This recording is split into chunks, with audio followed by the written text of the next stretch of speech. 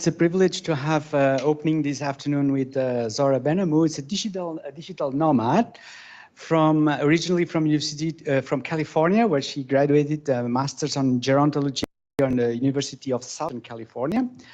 Obviously, also with the degree from Harvard University in history, culture, and UCLA as well. So a strong academic background. And more recently, she started to found the hackmyage.com website, where she's hosting podcasts, and she's an influencer on this new concept of biohacking. This is something I'm so curious to learn about, and I'm sure you're going to teach us a little bit more about this concept. Thank you so much for joining us, and the floor is all yours. Great, thank you so much. I'm really excited to be here and talk about biohacking and clear some confusion for a lot of people. But yeah, to give you a little bit of background, I'm a gerontologist, as I mentioned before. I also have the podcast, a digital nomad, you just said, and I'm a Gen Xer. I just had my birthday yesterday, and I'm 53. So I'm really excited. I'm part of this growing aging population. That's why aging and longevity is also super interesting for me. But a question, how many people know what a gerontologist is? You can raise your hand. Okay, a lot of people are confused and they think I'm a doctor. I'm not a geriatric physician, but a gerontologist is somebody who studies aging and longevity. But we look at it from not only a biological perspective, but from a psychological and a sociological perspective as well. And so we like to look at the whole life course from birth to death to understand how people are aging, why they're aging, why they get certain diseases. We look at social policy. We try to advocate for older adults as well. And what about the podcast? Let me just explain a little bit. If you are a woman going through menopause, or know somebody who is, or live with somebody who is, you want to go listen to the podcast, because that's what it's all about. And I interview doctors and researchers and experts in hormones and menopause to give women the information that they need to make a really smooth experience. What we're doing is biohacking menopause. It's all hackable. So biohacking, does anybody know what a biohacker is, or what biohacking is all about? I choose these professions that nobody seems to know about, so it's totally normal. It's okay. Most people don't know. So the short answer is health optimization. It's much easier to use this word. People understand this much better. Optimizing your health. Bio is for the biology, hacking is for hacking the system. So we're looking for ways to external forces to change something internally in our bodies as well.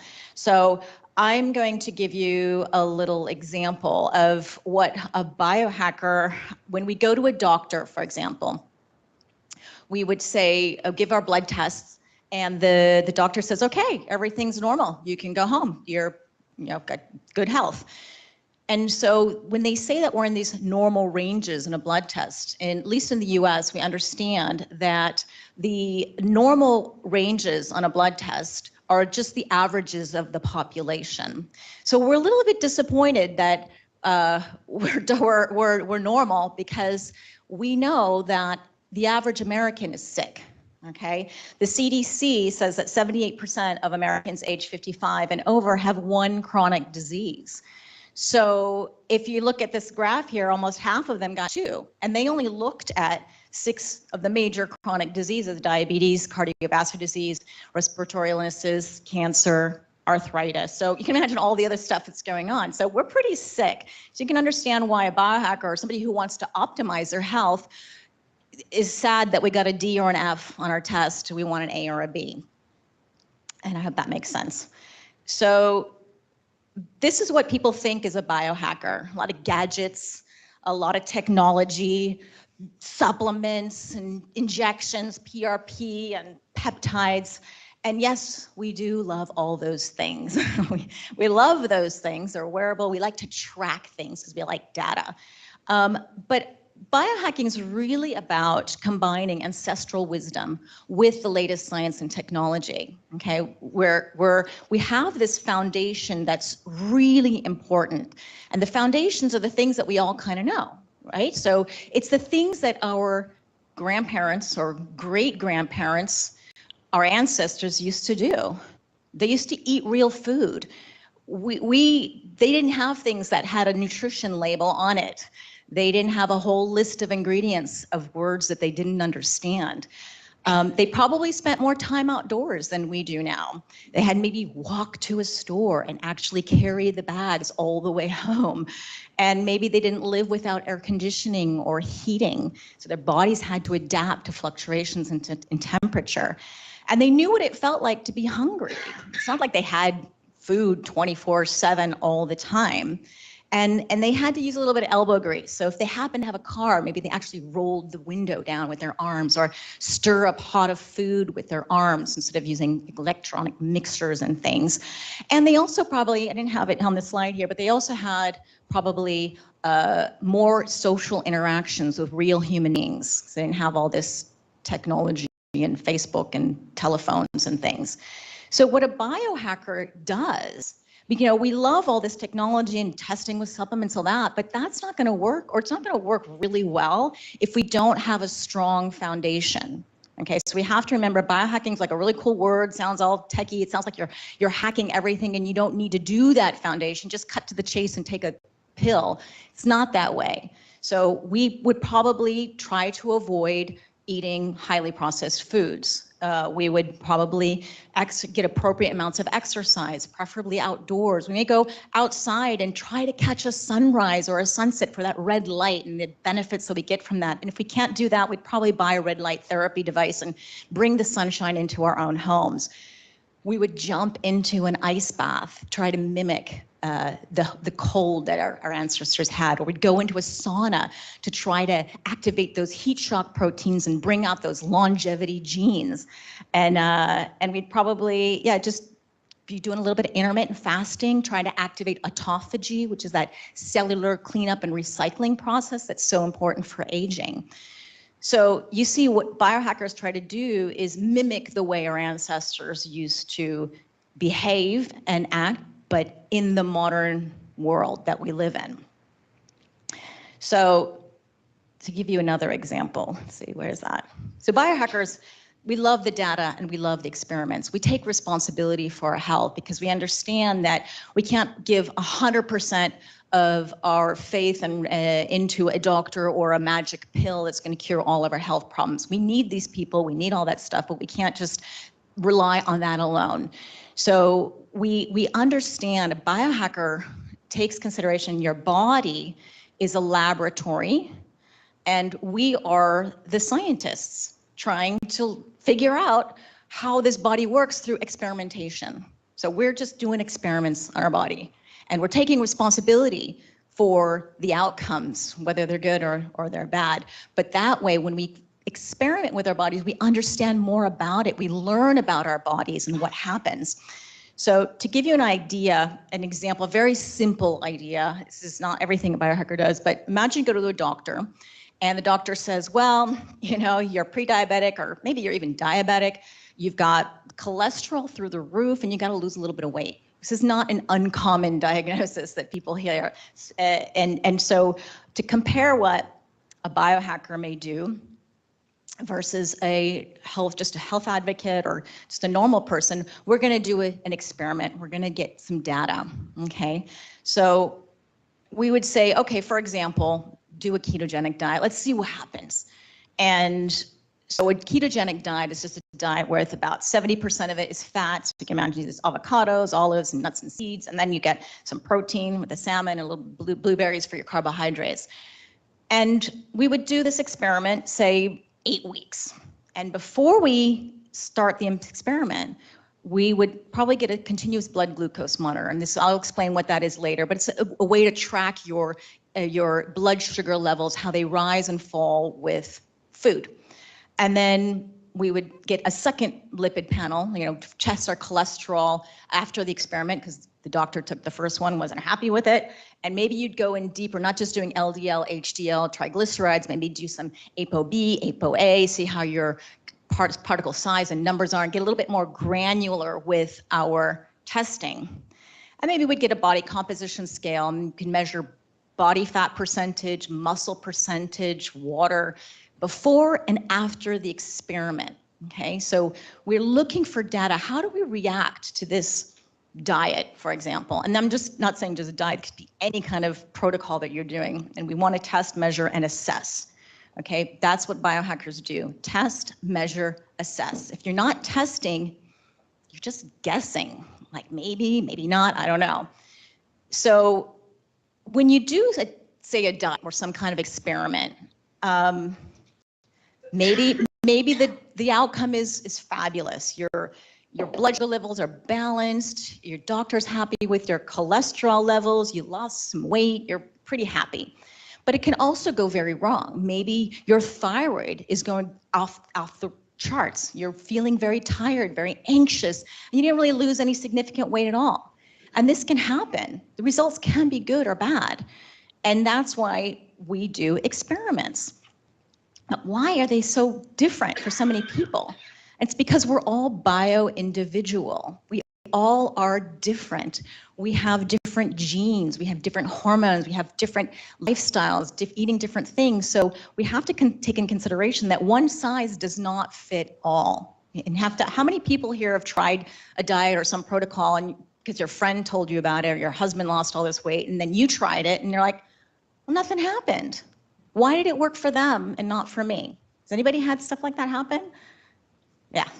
Okay. So this is why personalization is really important. Personalization of your healthcare, everything you do, because once we understand, get information and data about our body, then we can personalize the treatment or the protocol. And biohackers understand that prevention is so much better than cure. Right? We are living in a sick care system, in my opinion, and where we don't promote health, we're just treating disease and managing disease. And I think it's very different. So I'm encouraging everyone to put on their biohacking hat and just try to optimize your health and become aware of how your bodies are reacting to different things. So I've been asked to talk a little bit about wearables, biohacking wearables or tracking wearables, and this is a really cool technology that's happening all over the world now. And what a wearable is basically combining artificial intelligence with healthcare data to gather a lot of information about your body. It can detect over 7,500 different physiological and behavioral variables that you can possibly figure out yourself. And they use infrared lights, they use sensors, needles, Bluetooth, all this stuff to try to transmit this to your telephone or some device, an app, and give you information. It's amazing. And why would you want to use a wearable? Because it tracks what's happening on the inside of your body. It filters out so much data that you could not possibly write down on a piece of paper or even know about. And then it gives you a continuous quantified picture of yourself and your health. And that's amazing. And what's even more amazing is that it gives you real-time information on your health status. And it can deliver it to your healthcare practitioner in seconds, right? And your doctor can find out what's happening to you on a second-by-second basis and then help you translate that information, give you a good prescription. So it's educating you on issues that are affecting your body. How does that food or how does that quit smoking or how does whatever it is that you decide to do is affecting your physiology? And then you can take that information and go, okay, I'm going to make a change. I'm going to change something because I see the data on my wearable. For anybody who is in business here, these are just some statistics that I pulled off from healthtechdigital.com. And in 2021, the market size of wearable technology was $115.8 billion with a B dollars US, and it's expected to reach $380.5 billion by 2028. And that's not that far into the future. 320 million health wearable devices shipped around the world in 2022, and by next year it'll go to 440 million. Now, this people who are buying, so oh, that's a lot. A lot of people are buying this stuff. Actually, no. The people who are buying these wearables are the early adopters. Remember when the iPhone first came out? Like no one had it except like your weirdo friend who was, an early adopter. and now everybody has it. It's the same thing. Right now, it's too expensive, and it's really, really, people don't know about it, those two reasons. So it's either one or the other. So you can imagine how fast technology is changing, and competition is making prices come down. This number is going to be huge. And when you do wear these wearables, it can reduce 16% of hospital costs by 2027. By 2037, save $200 billion, again with a B, with its remote patient monitoring devices. So having a wearable, giving the data to your doctor, getting a better prescription, or making better health choices because you have the information on what this thing or whatever it is that you're doing is affecting your biology. There's hundreds and hundreds of wearables on the market, and I'm just going to choose a few to share with you and explain. I chose this one first because you probably all know about it, and it gives you an understanding what is a wearable and what does that mean. The Apple Watch is just one among many types of watches that you can give you information about your heart rate, your steps, your blood oxygen levels. It can remind you when to take medication, remind you when to stand up because you're sitting too long, and breathe. I mean, there's some really cool functions on here. Problem is it's expensive, right? I think these are about $300 or $400, I think, for that. That being said, actually, there's no monthly subscription. So these companies that are making wearables are thinking ahead, like, okay, I can sell a device for $200, but I want them to pay every month for my service to use my app. So it's an ingenious idea, and Apple doesn't do that. So at least you spend more, but you don't have to pay the monthly subscription yet. They may catch on and start doing that. Continuous blood glucose monitor. Has anybody seen one of these or heard of one of these? This is what diabetics wear to monitor their blood sugar levels, to see the rise and the fall, know when to take their insulin. This device it's been revolutionary for diabetics because they normally prick their fingers multiple times a day. You know how painful that must be and how inconvenient? And what they're doing is only getting a snapshot in time. They only know, they're not going to prick their fingers every 5 minutes.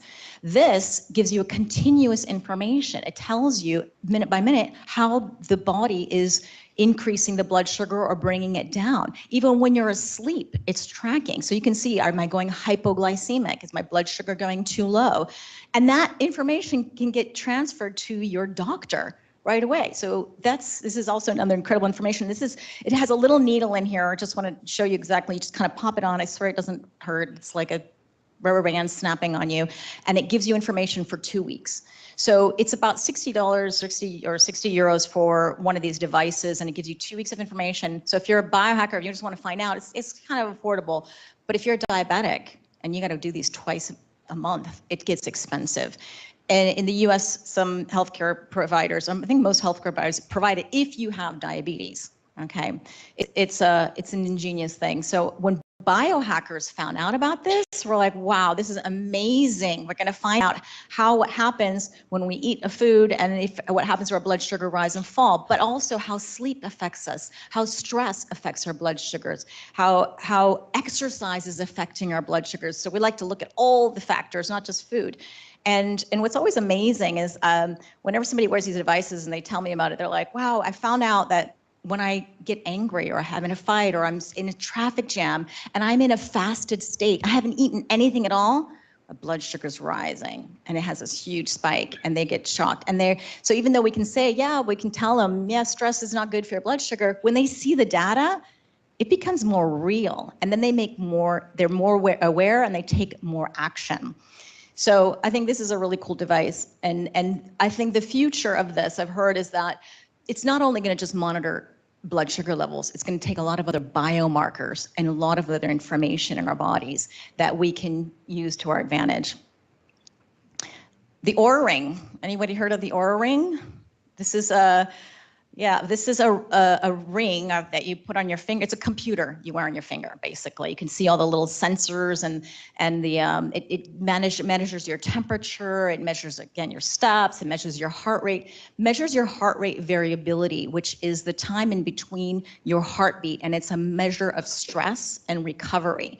So people really like this device to give them information what's happening while they're asleep, and also how are they recovering while they're asleep. And you wear it all day long, but it gives you some very interesting data about your body.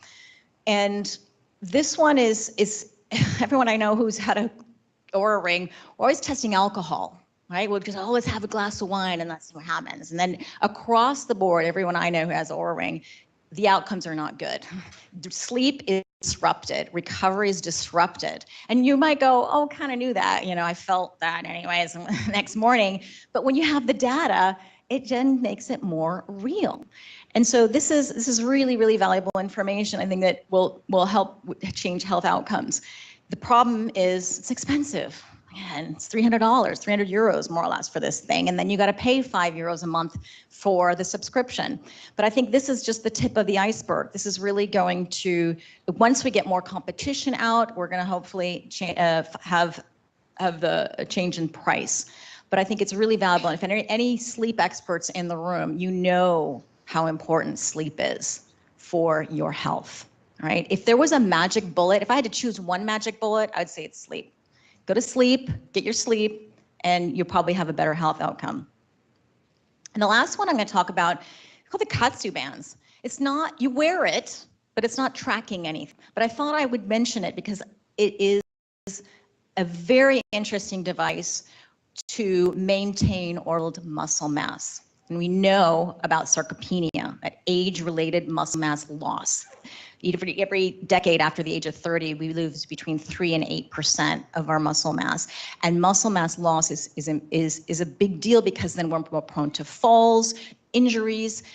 Falls are the #1 cause of injury and injury death in the category of people age 65 and over. It's really important. So we need to make sure we maintain and build muscle mass. And we know it's so hard to build and so easy to lose. If anybody's had a surgery or wore a cast, and instantly you lose your muscle mass right away. And it gets harder to build muscle mass when you're in menopause because the loss of estrogen that helps us maintain that. And as we age as well, we lose a lot more muscle mass after the age of 60, and we find it again harder to build. And when I asked my 85-year-old father-in-law to go lift heavy weight or do a HIIT training, he's like, there's no way. There's no way I'm going to do that. And he's no way he can afford a personal trainer, and he's not going to go to the gym. So this is an amazing alternative. When I discovered this, and this is what I did a podcast with, and I invited the guests to talk about it because I thought it was a brilliant idea for people who are recovering from surgery, people who are injured, older adults. And what it basically does, let me explain what it does. So you wear these bands on your arms or your legs, one of the limbs, and then it's like a blood pressure pump, and it increases the pressure, and then there's a cycle that goes to it. And what it does is it's called blood flow restriction. Okay, it's partially occluding the blood flow in your limbs in order to create hypertrophy, muscle hypertrophy, which makes growth hormones, for example. There's a lot of other amazing things that it does, but we're creating growth hormone through this process. And that's how we can build muscle so much more easily using baby weights or no weights at all. Even they've done studies where even just on a computer, little small finger movements will increase muscle mass. And so these bands are originally created by Dr. Yoshiaki Sato at the University of Tokyo in the 1960s. This is nothing new. It's just been modernized and brought to the mass market. And it was originally created for older adults, and it was tested on 7,000 cardiac rehab patients. So if you're thinking, oh, this is not good for people who, blood flow restriction, what if you have heart conditions? Yes, blood flow restriction, the normal bands, which is just a glorified tourniquet, they have contraindications for people who have heart conditions, but these bands were made for people like that. So this is actually a much safer way. I think this would be a wonderful thing to bring to the mass market. Unfortunately, they're over $1,000 and it's expensive. So we want to have more competition out there and bring this to our older adult community. And drawbacks with all of these wearables. All of these wearables are expensive for the mass market. That's, for me, what I see as a gerontologist, the biggest drawback. The other thing is user friendliness. Sometimes it's hard to understand how these things work. And the last thing is the accuracy. This is not the same as you get in a lab or if you're in a research project, but it's the best we have now, and it's a good start. And I think the future will make this more affordable, make it more accurate, and we'll see what happens. But these are really cool things that I see in the biohacking community. We're all using this stuff and we all love it.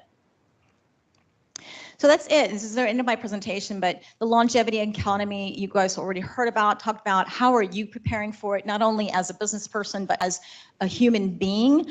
I encourage really everyone to take responsibility of their health.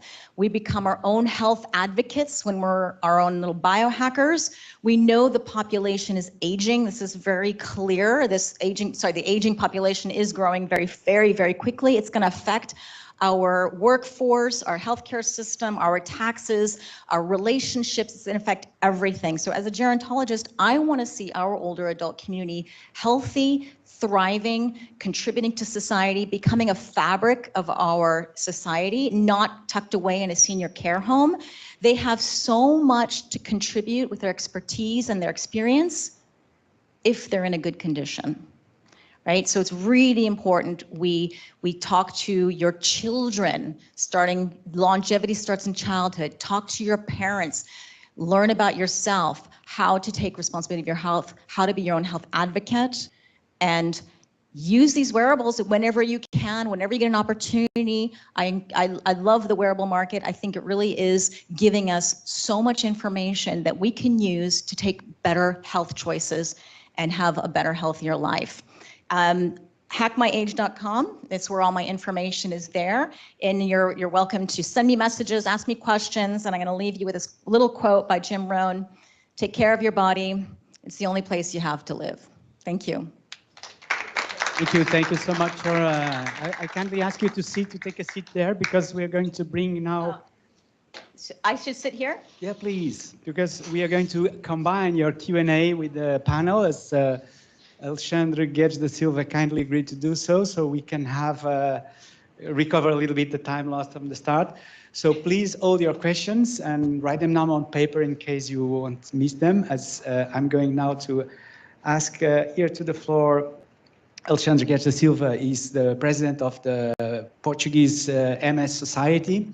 He's going to take the lead from now on after I pass him the microphone. And before that, I also called to the stage my dear friend and guest speaker at IMS as well, João Bocas, traveling from UK and back in Portugal again. João, it's really a pleasure to have you here today with us. And last but not least, Ana Pina and Ricardo Miranda. They are Ricardo online, Ana Pina.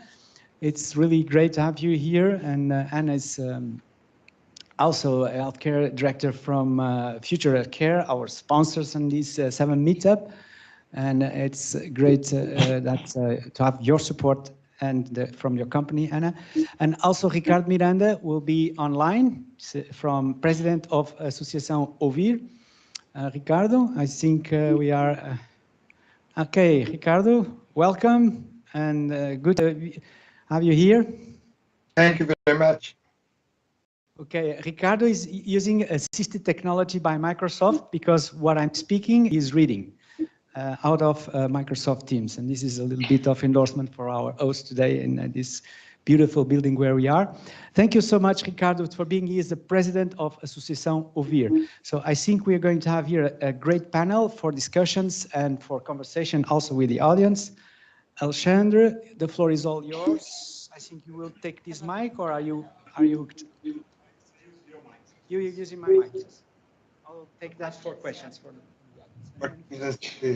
Okay, hey. Hello. Good afternoon, everybody. Let's increase the pace and let's get on time. This is a very interesting panel with a lot of experts in longevity. And today we will discuss digital innovation and longevity literacy with a focus on people. And by the way, I'm representing the people here. So I will ask you, try to convince me, the people, that digital innovation is important for longevity, and especially longevity with quality of life.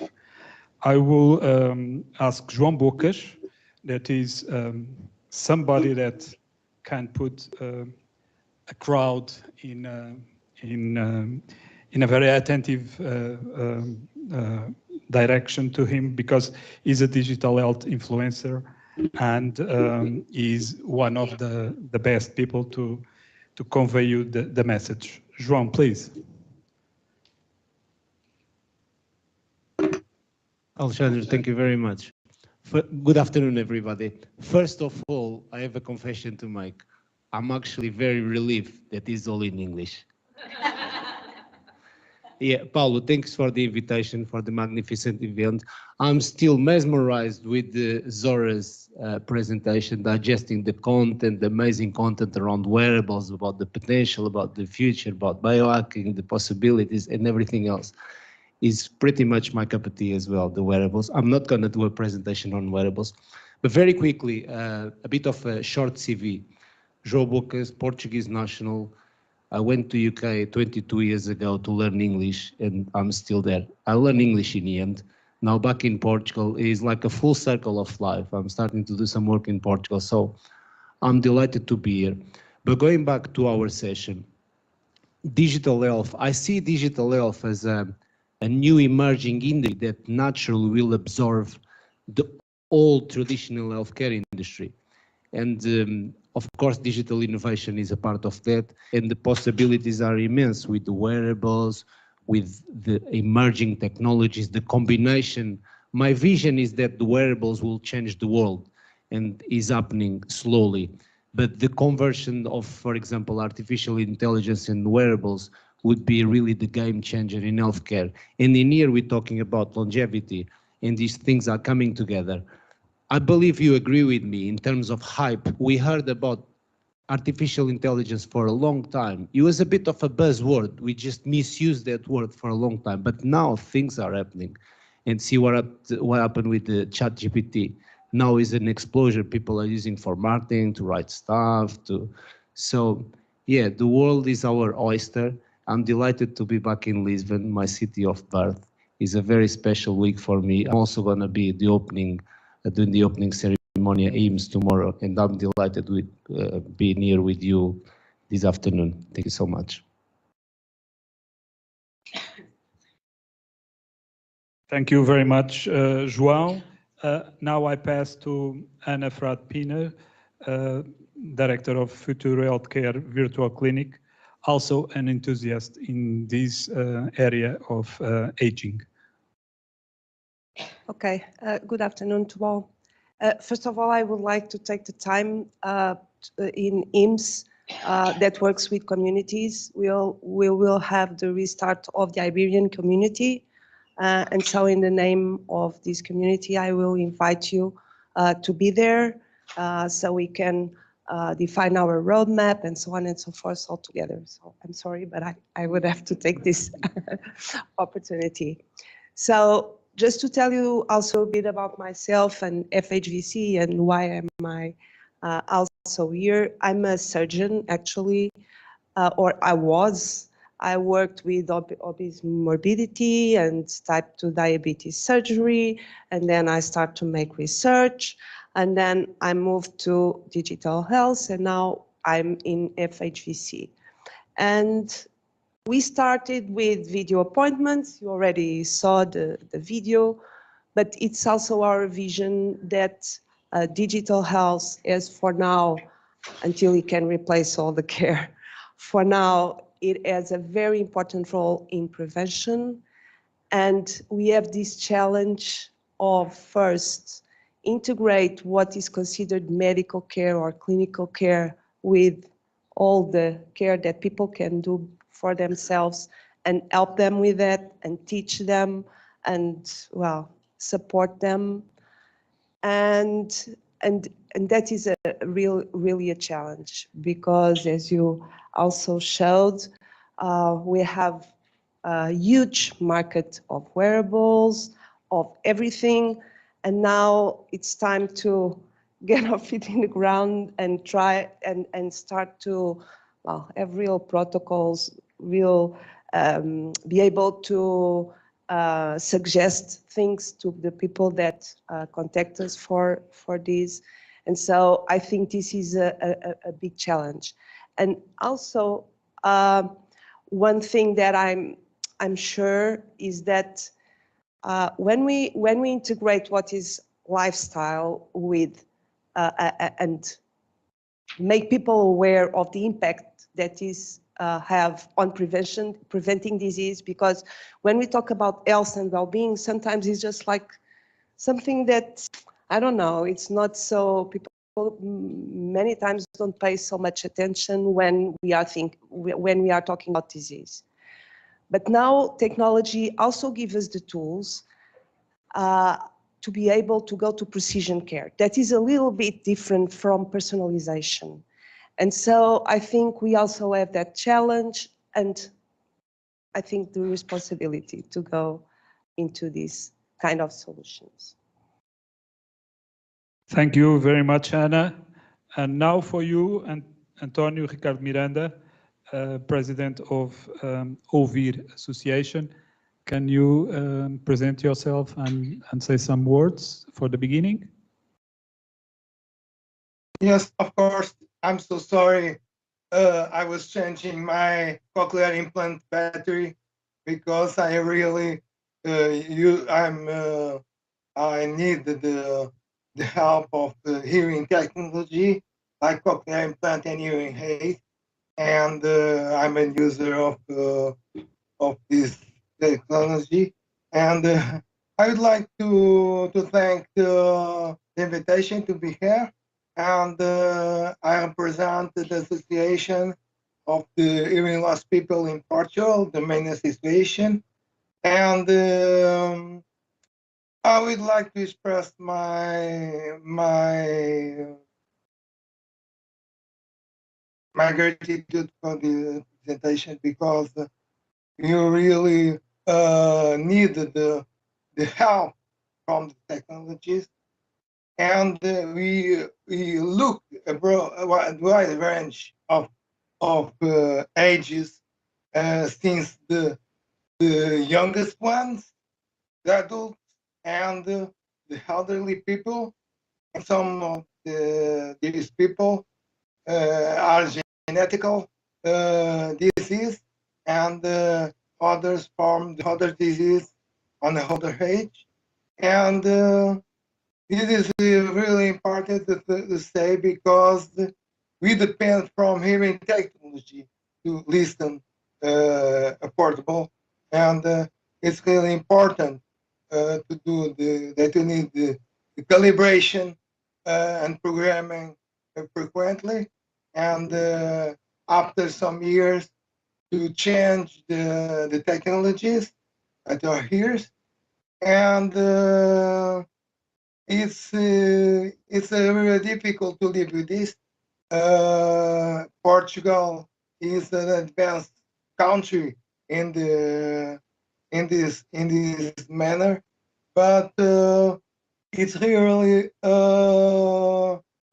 delayed and related to other countries in Europe, like France, Belgium, United Kingdom.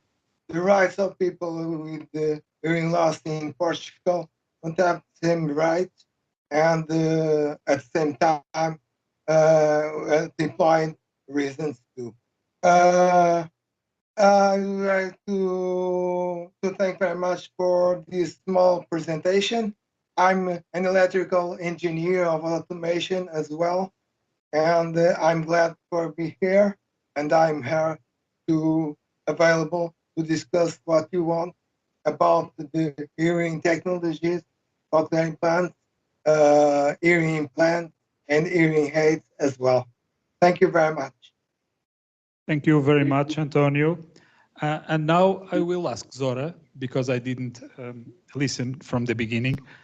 Please, can you tell us a little bit of how you get motivated with this area of expertise? How I got interested in biohacking? And okay, Well, I'm from Los Angeles, so health and wellness is always in my LA DNA. That's what I usually say. We just, from birth, always are interested in this. But my mother died of breast cancer when she was only 57. So I then changed from, oh, I want to look good in a bikini to, no, I just don't want to die early. And so that's how I got involved in a little bit deeper. I was researching a lot about cancer and how to prevent it. Now we have the Human Genome Project that was, I think it was 2008, and that gave us a lot of information. And then I fell into the biohacking community through social media, through research, and I just loved what they had to say in terms of the future and things that we can do. They were talking about things other than just what your normal doctor or your general practitioner were talking about. And usually biohackers have some kind of health problem that the general healthcare system cannot help them with. So they have to look at other sources, and that's where they gather all this information. So I got involved with it. I fell into the biohacking community. But nobody knows what the word biohacking is. I don't even know if this word will last forever. That's why I really prefer the word health optimization, getting out of those normal sick ranges and trying to be optimizing our health and prevent even getting to the state of disease. Thank you very much. Now I'm going to ask a question to all of you in order to reflect a little bit. Personal management of longevity. We are analog beings. So how can an analog being like ourselves be motivated for the management of our longevity? And the question is related with so many factors that attract our attention that are not healthy. I can give you an example. In Portugal, one of the most popular gathering places for people is called pastelaria. and that's a fancy name for a cake store. So that means that we enjoy a lot of sugar and a lot of salt that are embedded in those delicatessen. So how can we convince people that are analog to close his mouth and passing by without entering? How can we do that? If you can.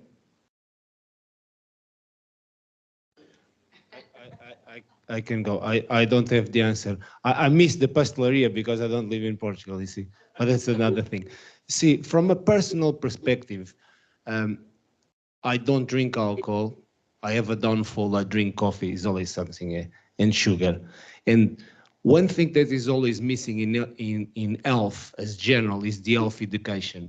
But now we don't have that excuse anymore because we know what is good for us or not. And yesterday, I had the privilege to interview for my YouTube channel the regional director of the World Health Organization. And he mentioned 4 things from Copenhagen. By the way, I love the Nordic countries because they're very hot on in health tech, but also in health as a whole. Check them out, Finland, Norway, Denmark, Switzerland, but that's a different story. But he mentioned these 4 things. Is around the behavior, isn't it? In here, we have to put the technology aside, and everyone is different. He mentioned the risk behaviors, the alcohol. He mentioned the nutrition. We know that is related to health. He mentioned the smoking, and then he mentioned the 4th thing that is a highly enhancing thing towards the longevity. This is exercise. And he says he's in mid-50s, I believe. And he says, I'm exercising like 30 minutes a day, and it's really, really good. I manage my health, and it makes a huge, huge difference.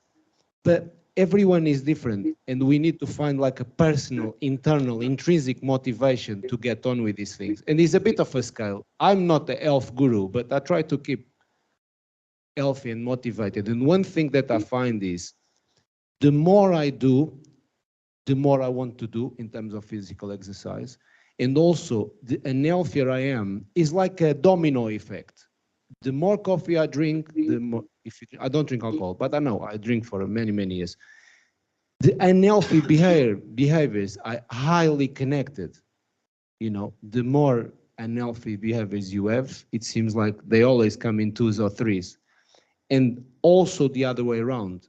The more you promote the healthy behavior and self-care, the more you are kind of a good path to keep a consistent way of living. But I don't have the answer. I'm still learning on the spot. But I would like to live till 100, but I'm not sure if that's possible. I'm halfway there. Thank you.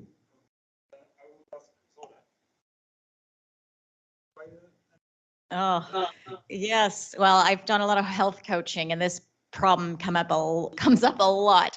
And so, yes, we all know what we need to do, but we don't do it. And that's the big problem, right? And everyone has a different motivation. I think intrinsic motivation is huge. Why do you want to pass by and not enter the pasteleria?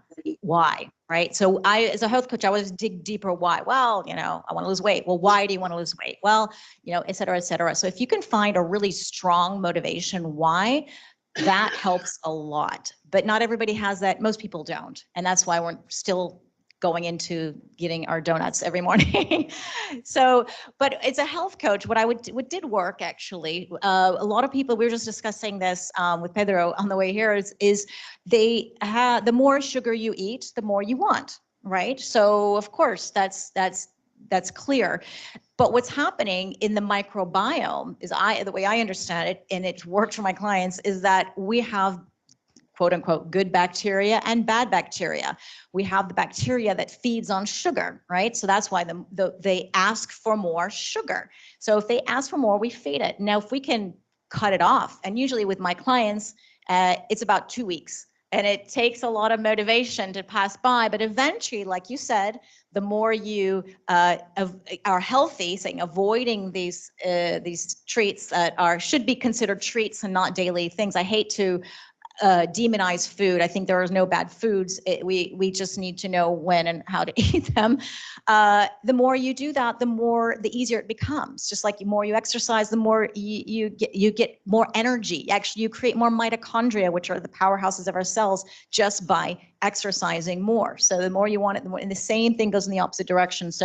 So I still think wearables are great. Like if you were to wear a continuous glucose monitor and you see your blood sugar rising and hanging up there like pre-diabetic levels, then that kind of can scare people into actually going, okay, well, maybe I got to control this. Maybe I have it once in a while and still have it a treat. So if that helps and gives you some tips, you can try it. Okay. So I think that if you go to pasteleria with a friend for a while, maybe it will overcome eating a small pastel de nata, because socialization is also, and speak with your friends is also very healthy behavior that people are somehow forgetting. But regarding this issue, I do research, as I shared with you, at CEDOC, and we research mostly about metabolic or dysmetabolic conditions. And for that, we use some machine learning algorithms. And we did a study with Prevadiap, that is a study, an epidemiological study in Portugal, where we studied the prevalence of diabetes, but then we have overall populations. So with people with normal glycemia, prediabetes, and diabetes. And well, this is actually being discussed in scientific field, how many kinds of type 2 diabetes there are, and so on and so forth, so we can really reach precision medicine of these conditions. And what we found was that when we did these clusters, meaning these groups that were very homogeneous in many parameters, some of them, or many of them, or most of them, included people with diabetes, prediabetes, and normal glycemia. So I really agree that having just the lab work, it's not enough to tell anything to a person. But I think also that, in the other hand, when people are healthy and we are promoting health, we also have to be more precise with them. So precise in communication, because we have to get to people, and sometimes we forget how people are receiving their messages. And also on the suggestions. We are now at a time, so in the medical field, we always did these studies with the mean, with the median, and then we know that it won't fit many patients because most of them are not on that levels. And we must do the same in healthy people. People can be healthy but being insulin resistant, well, and have many other problems. And for that, they will react differently to some kinds of diet plans or physical activity. And I think people are also tired of experimenting things that don't work. And probably we are getting to a point that we have the knowledge and the tools to be more precise. And when people try things that work, then they keep motivated. Okay, thank you very much. Antonio, what about pasteleria? Yes, I would like to say that I'm not a diabetic person, but in a certain moment of life, I was pre-diabetic, and I need to do some changes of my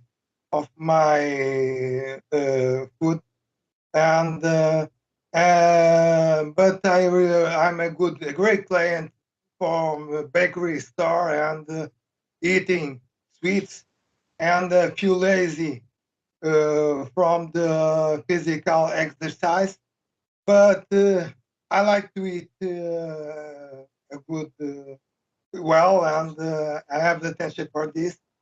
Really, my hearing loss is not affected by the diabetics or sugar on blood, but because it's the atherosclerosis, and that's the reason. And several disease of the hearing loss.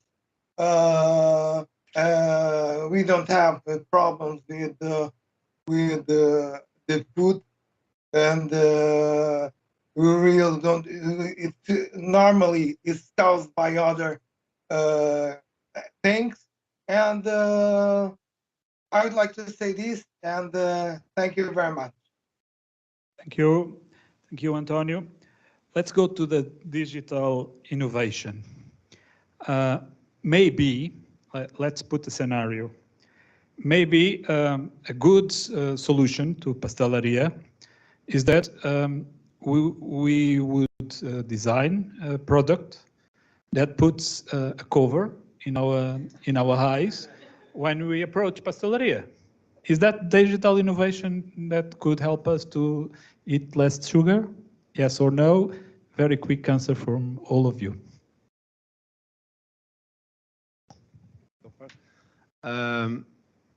Realistically, no. When you were talking, I was thinking about fashion, because now the big brands starting to do this, like augmented reality, you can try your clothes on, like, but I'm not sure if that work out with food. But also, very quickly, when you were talking, I was thinking maybe we could design our product and say, okay, I want a pastel de nata, but without sugar. And when you go there, you personalized product. I'm not sure if that's possible, but maybe in 20 years' time it will be. The answer is no. But there are substitutions. Like you said, if you like the pastel de nata, why not make one that's personalized to you, whether you're gluten-free or dairy-free or lactose intolerant, whatever it is that you are. There are recipes out there. You just Google whatever it is issue you have, and there will be, I guarantee you, a pastel de nata that's gluten-free, and maybe it won't be exactly like the way you remember it, but there are substitutions and alternatives. And I think that's, rather than putting a blinder, I don't like demonizing food. Like, it causes a lot of other issues, and when you tell people you can't have it, of course it's the first thing they want. So there are substitutes out there. I believe that I believe that, well, and there are plenty on market, but if we develop an app that is very effective in managing stress, at least many people will eat less sugar. Thank you. Thank you. Antonio, do you accept the challenge? Do you see some innovation on that product I just proposed? Well, my call broke down, and I was without listening the question before. I would like maybe you can repeat the proposal. The proposal is that we had a device that when we approach a pasteleria, it would close a blind in your eyes in order not to see the pasteleria and not be attracted by the pasteleria. That's a good proposal. Okay, good. Okay, let's go for the last round, and the last round is for you, the audience. Please put your questions to the panel. Ooh. Okay. Paulo. Thank you. I'm Barbara Faria from Multicare Health Insurance. I actually have a question for Zora. When you mentioned that you combine ancient older attitude or facing health with science and tradition, how much of that is that in terms of the outcome and the output, and you say on your clients and what you do? I mean, do you suggest, you're not a physician, so I understand you should not prescribe, right? But what are the means for that biohacking and for that optimization in the end? Is it still medicine? It is alternative medicine? What is the output and of your biohacking activity, if you will? Yeah, I can give you my experiences as a health coach that I've been doing over 10, 15 years now. And it's the most of the people that I've coached with just the foundation, they don't need anything else, right? But there are people who do all the right things, at least according, unless they're lying to me. And that's what we bring in, a little bit of technology, and we can fine tune things. And we do have positive outcomes. There are answers for everybody. And I always say, if something's not working, just move on to the next. There's always an answer. Don't ever give up in trying to find out the solution to whatever health issue that you have. I really like the other conversation saying, I don't remember who it was, who said that there's a cure for all diseases. Like, I love hearing that. And I think we haven't figured it all out, but they do exist. Does that answer your question? Yeah. Next question, please. You have time.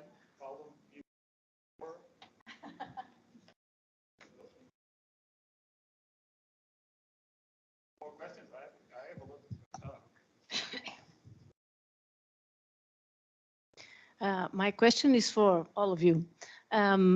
How do we change like a hospital approach? How do we change the doctors when we go there? They said, okay, you are almost diabetic, so come back when you have the disease. What could be the approach? How can we work together, for example, with people in hospitals who are open to this new approach? What can we do? Oh, I think, yeah, that's exactly a problem. One of my most recent client came to me with that issue. She said the doctors, and this is a New York City doctor, told her she had pre-diabetes, go home, don't need to do anything, live your life. She called me thinking, you know what, shouldn't I do something? Luckily she had in good intuition and decided to contact me, but I think most people wouldn't. And that's a big problem. And that's why I think the education has to come to the doctors too, as well. They're responsible for telling their patients, you know, you're approaching diabetes. Why don't we get you with a health coach, or here's a diet, or here's some solution, give something. I know the doctors don't have much time at all, but I think it's wrong to be sending their patients home saying that you're pre-diabetic, everything's fine. Yeah, come to me. So education is in training, I guess, the system. I was shocked that this is a New York City doctor. That happens. Can I also answer something? I'm a doctor, so I'm suspicious. But what I know, at least in Portugal, is that doctors that are or usually deal with these kind of health issues, well, they are trained and they know that there is much more than medicine into it. Even if they are not the ones that do it or follow the patients afterwards. But if we go into our National Health Service, then there are some clinicians that we need that are not there. Nutritionists, physical exercise, health coaches, psychologists, and so on and so forth. So I'm not so, I know of course there are doctors that don't think about it, but at least the ones that should, in Portugal, from what I have seen, we are not so bad. The only point is these kind of patients shouldn't be in the hospital and they shouldn't be treated in the hospital. So I think we have to do better in order to take out of the hospital and leave the hospital to treat patients that are acutely ill or severely ill and not deal with prediabetes or even a well-controlled diabetes. Thank you. Obrigado. It's a big question, isn't it? When you were reframing the question, I was thinking about a shift in culture, prevention. We talk about prevention. I've been in UK for 20 years. We've been talking about prevention. I was in corporate healthcare for a long time. We're talking about prevention, but we talk about digital skills, health education. Even the doctors get educated about what is around digital innovation. The doctors don't have time to get educated around digital health. We work in digital health. We follow the trends, the wearables, what is out there, but also the lack of shortage in staff, nurses, globally now these major issues. Maybe one day the patient goes to the hospital, there is no practitioner to see them. But things are changing and the health systems around the world are looking into this. Now there is a lot of health hubs. It's like over 6,100 health hubs around the world. There is a company that vets many companies, but with one company in UK that vets the digital health hubs for if it's a good solution or not. I'll give you an example. In Germany, there is starting a reimbursement system where the doctor says, okay, you got a problem with, I don't know, diabetes or smoking, there is an app for that. They start prescribing. So as a whole, we are evolving and adapting. I'm not sure about the Portugal reality. The UK is lagging behind big time, but Germany is taking steps. And US is a different kettle of fish because it's a private healthcare system. Actually, they don't have an interest in actually treating you. They have an interest in keeping you ill so you can come back and spend more money, but it's a different story. But things are actually changing. And also, as consumers, we are more well educated. We know there is an app for that. We know there is a wearable. We know we've seen the company. We know sugar is bad for, so when we go there, unless it's like a chronic condition, we probably on the back of our heads start thinking, actually, what I should be doing is self-care, which is very difficult to achieve, We can talk about self-care for hours, but things are changing. And I like that because it feels like I've been in the industry for quite some time, but it feels like we are actually moving forward, hopefully. And there is hope, I believe.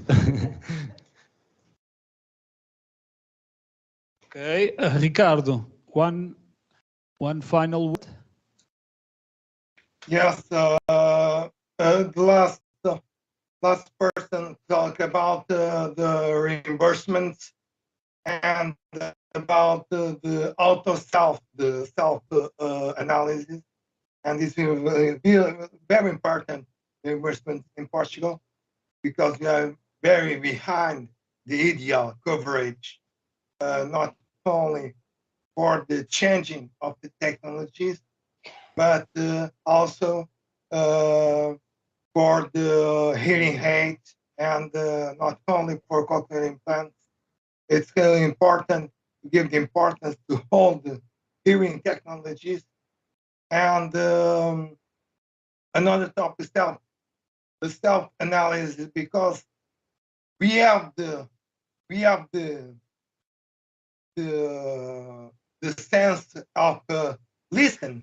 So we need to do the auto-analysis to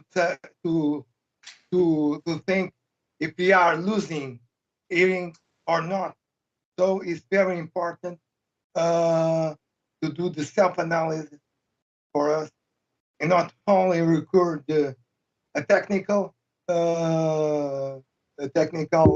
person when the other person, the other family member, tell us that we are listening bad. And so we need really the recourse to the auto-analysis, self-analysis, to know when we are when our hearing loss is really poorer than the last moment. Okay, thank you very much. And my last take from the people, and the people need to aid the healthcare system.